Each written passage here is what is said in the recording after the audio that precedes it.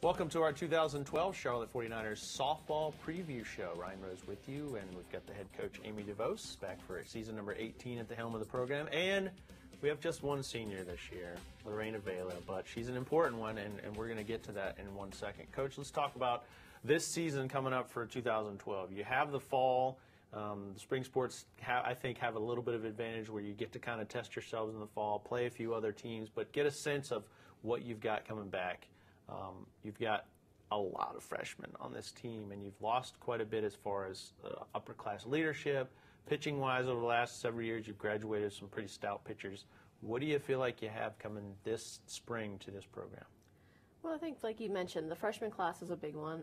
Needed to be by necessity, but I think it's a very, very talented freshman class across the board. When you have 8 of them, it can be overwhelming, I think, for the returners at times, and even the coaching staff. But they're a group that is very accustomed to a higher level of softball. The transition isn't as great with this group, and they're very versatile. So we're able to move a lot of people around, which is helping our team, as you say, because actually our freshmen outnumber our returners. And from a pitching standpoint, it's just at that point in time where it's, we have one junior, but, Lang didn't have as many innings as a transfer coming in, but it's time when you have to kind of start back over a little bit. You can't always have the juniors and seniors at the top of your, from a pitching standpoint, but we have some very young ones in Watkins and especially Lexi Betancourt who are ready. They're ready at this point. The only thing they'll lack is everyday, hard inning game experience, but I think that's going to work to our advantage where people aren't expecting probably much from Charlotte on the pitching standpoint because they know all we have is a young staff. And it's hard to scout a team that you don't really know their personnel. Exactly. You can sneak up on people. There won't be a lot of information out on Charlotte until about mid-March. Lorena, when you look around, I know the advantage for having a young team can be the surprise factor, but also from an internal standpoint, you've gotten a chance to work with these young ladies in the fall. You've had quite a few days on the field with those girls. Talk about the makeup of this team when you look around in the huddle, in the dugout, what you're seeing from this young squad. Well, like I said, you couldn't ask for a better group of freshmen. They don't know. We had to teach them how to kind of get accustomed to what coach likes and what they need to do as a freshman group. But they've shown us a lot the past fall. You've got a pretty tough schedule. I was going through it the other day. A nice mix of teams from around this region. When you talk about non-conference, you've got Delaware, App State, South Carolina, North Carolina State, Chapel Hill. A good little mix, and it's fairly well spread out.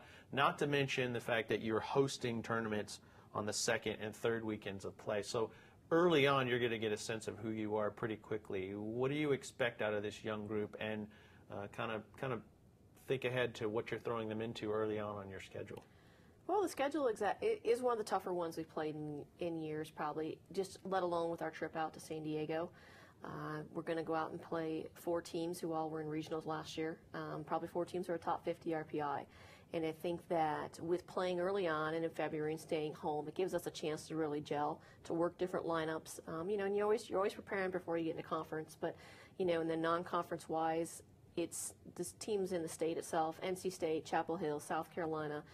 We're trying to challenge our players and make them understand that, we're not going to go out and look to play just everybody at the bottom of the barrel. We need to challenge ourselves so when we get ready at the end of March and conference play starts in, that we have prepared ourselves to the best of all times of different teams. We're ready for solid pitching. We're ready to go up against the best because we definitely have that within, the Atlantic 10 with some of the top 3 teams in the conference this year. Now let's talk about this 4th weekend of play. The San Diego State tournament, you guys are going to face, as Coach mentioned, Cal Poly San Luis Obispo, I said that right, San Diego State, Long Beach State, BYU, Fresno State, and it's like a home trip for you. Yeah. From Vista, just outside of San Diego. Are you excited to be able to go play I'm very excited. in front of some family and friends? Yeah, it's basically going to be Charlotte territory when we go out there. Even though San Luis Obispo is a little closer than Charlotte. But what kind of crowd are you expecting? Some friends and family coming out there to watch you play? There's going to be a lot of friends and family coming out. So, like I said, it's going to be Charlotte territory when we go out there. We may want to pack a few extra Charlotte polos for them. Yeah, Lorena's family actually is well groomed. They tend to visit the bookstore pretty Over heavily. the years, yes. they've accumulated the So between gear. Lorena's family and the rest of our Southern Cal contingency on the team, I think they'll be very well represented. But that's a chance for her parents not have to get on. We'll get on the flight this time and bring it to them, so it'll be right in hometown. Make sure we take a flip cam on that trip. I want your friends and family to let their voices be heard at some of those home games, at some of those games in that tournament. Now we transition into conference. The schedule maker did you no favors, according to the math. What very poor math I did on this. Your home games series, I should say, you get numbers 3 and 4. You guys finished 5th. Finished kind of, if you think of the way the tournament finished, kind of 3rd, 4th in the tournament last year. You get 3 and 4 at home from last year. Now this is last year, but the top 2 teams from last year you have to go visit. Right. No favors done for you, and then you have that long stretch of road. I mean, you sort of finish almost all on the road except for the Dayton series. What is that? What is when you look at that? I know you want to take it just a chunk at a time, but just taking it in as a whole, wow. Yeah, we've noticed that. And playing at UMass and playing at Fordham. Fordham is obviously earlier. No, UMass is on the schedule, I believe, earlier. So that gives you a chance to get in there. But it's the schedule in the A-10. We would like to see some variety put into that. We're heading towards that. We're going to see a different direction. But difficulties lie within that. We're going to go up on both those opponent weekends and be their only opponent. We don't have a travel partner. So it takes a little bit more, we just got to prepare and make sure that we're well rested going into that. But, and for the first time in a long time, we typically always have Temple St. Joe's at the end of the season. Their opening weekend, usually it's Dayton or St. Bonaventure if we're in the home series. So, I think that no matter where you play them, the intensity is still the same, whether you've got your own home fans there. We're very familiar with their fields, although Fordham's getting an uplift. It'll be a little bit different there. But, it's fine to go ahead and play them on their turf. We just wish that, like you say, that maybe they were split up. I mean, a little better balance. And Lorena, I know you've been to just all these places before. As you look at this senior season as it stacks up, what do you look most forward to, I think, when you get to conference play and into tournament? Conference play, obviously we're going to just take it one day at a time, one game at a time, basically one inning at a time. And it is going to be a long stretch of being away, but that's just how it goes sometimes. As they say, it is what it is. Yeah, and a lot of travel too, which can be fun. I know that's a time. The San Diego trip will be a great time for the team to bond. I know that's a huge part of college athletics is traveling and being, kind of being in your own island as you go out and compete.